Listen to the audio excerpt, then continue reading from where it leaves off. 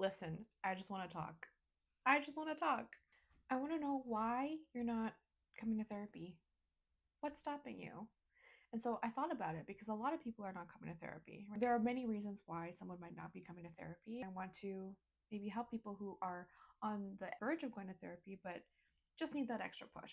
One reason why might be that it feels like it's too expensive. So I hear people say that therapy is a big financial commitment.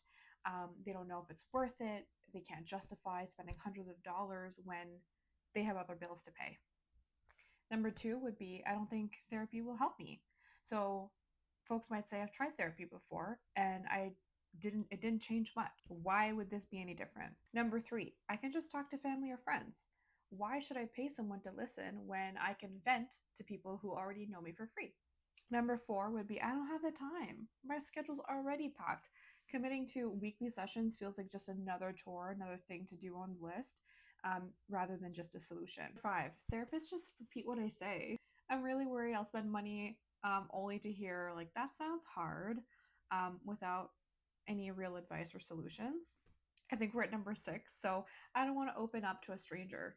Talking about my personal issues with someone I don't know feels uncomfortable and I don't really trust anybody. Seven, my problems aren't bad enough for therapy. I function well enough.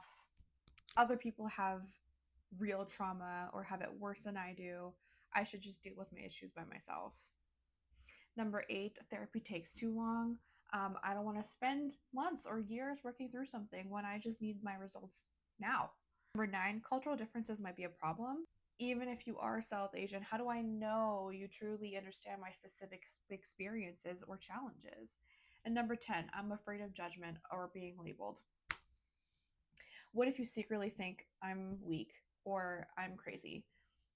I don't want to be seen as broken just because I'm in therapy. These are common barriers that might be keeping people from therapy. Here's how I would address them. To start off with, it's too expensive. Therapy is an investment in your well being, just like your physical health. If cost is a concern, we can explore session frequency, insurance coverage, sliding scale options. The real question is what's the cost of staying stuck in the same patterns that you're currently in? Number two, I don't think therapy will be for me or that therapy is for me. That's a valid concern, especially if past experiences weren't helpful. That's why 15-minute consultations can be really helpful. It's really a time for you to get to know your therapist, ask any questions or concerns that you might have, and they will be happy to help you. Just because you seek a 15-minute consultation does not mean that you are obligated to continue with that person. It's really meant for you to find the right fit for you. Number three, I can just talk to family or friends. Yes, friends and family can be a great support, but often they have their own biases and emotional investments in your life. So, a therapist provides an outside perspective with professional tools to help you gain clarity and to create real change. Number four, I don't have the time. Therapy usually saves time in the long run.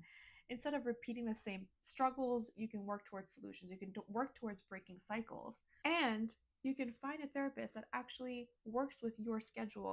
Find a clinic that offers evening sessions or weekend sessions, morning sessions, afternoon sessions. You can really make this work for you. There's also the option now to have virtual therapy. So you don't have to commute. You can really just do it from the comfort of your own home. And you might be saving some time that way too. Number five, therapists just repeat what I say. Now, if that's the case, that's probably not the right therapist. That's probably not the right therapist for you, and you should probably have a conversation with them about it. That is not the approach that we tend to use. Engage actively.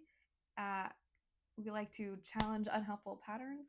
We like to offer tools that make a difference, and if something's not working, we adjust to that. Therapy should feel productive, and it should feel challenging at times. And your therapist will make sure that you feel listened to and cared for. Number six, I don't want to open up to a stranger. That makes sense. It takes time to build trust. Our job is to create a safe, judgment free space. You control what you share, you control what you bring to therapy, and when you bring it to therapy. If we're not a good fit, you get to decide that we're not a good fit too. And you get to decide whether you want to find someone else who is. Number seven, my problems aren't bad enough for therapy. Therapy is not just for crises. It's about growth. It's about self-awareness and breaking patterns before they become bigger issues. If something is bothering you enough to consider therapy, it's probably worth exploring. Number 8, therapy takes too long. Yes, sometimes these things take time, but therapy doesn't have to be years of deep diving, although it can be. Many clients see progress in a few months. So, your therapist and you will be focusing on tangible steps that can help you see real changes. Number 9, cultural differences can be a problem. Absolutely. And we specialize in working with South Asian clients, and I understand the nuances of family expectations, cultural guilt, identity struggles. So does the team. But we never assume, and we take the time to understand the unique experiences that our clients bring to us. Because you're right, just because we share the same background does not mean we share the same life. And number 10, I'm afraid of judgment or being labeled. Therapy is private and it's confidential and it's judgment free. So, what we see is that you're taking an active step towards your self growth, your healing, which is so cool. It takes strength to do that. An 11th reason why someone might not want to come to therapy is because clients are worried about talking badly about their family. So, for clients who worry about talking badly about their family, we want to make sure that that's not what's happening.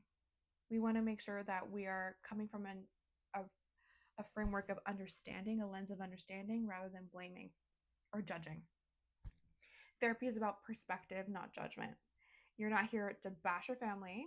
You're here to understand your patterns, understand their patterns, their emotions, and relationships. Therapy helps you make sense of your experiences without labeling anyone as good or bad. You can honor your family while setting boundaries. Many South Asian clients worry about being disloyal, and therapy helps you find ways to balance self care and cultural and family expectations so that you don't have to choose between yourself and your loved ones. Understand that your past helps you change your future. So, therapy is not about holding grudges, it's about breaking cycles. By reflecting on family dynamics, you gain clarity on how they impact you today so that you can respond differently instead of repeating those unhealthy patterns. You control what you share. So you don't have to say anything you're not comfortable with. We can explore your experiences at a pace that feels safe and respectful to you. So, culturally attuned therapy does not push you to distance yourself from family unless that's what you decide is best. Many clients actually improve their relationships through therapy because they learn to communicate and set boundaries effectively. If you've been considering therapy, I hope that this video was a helpful push in the right direction for you.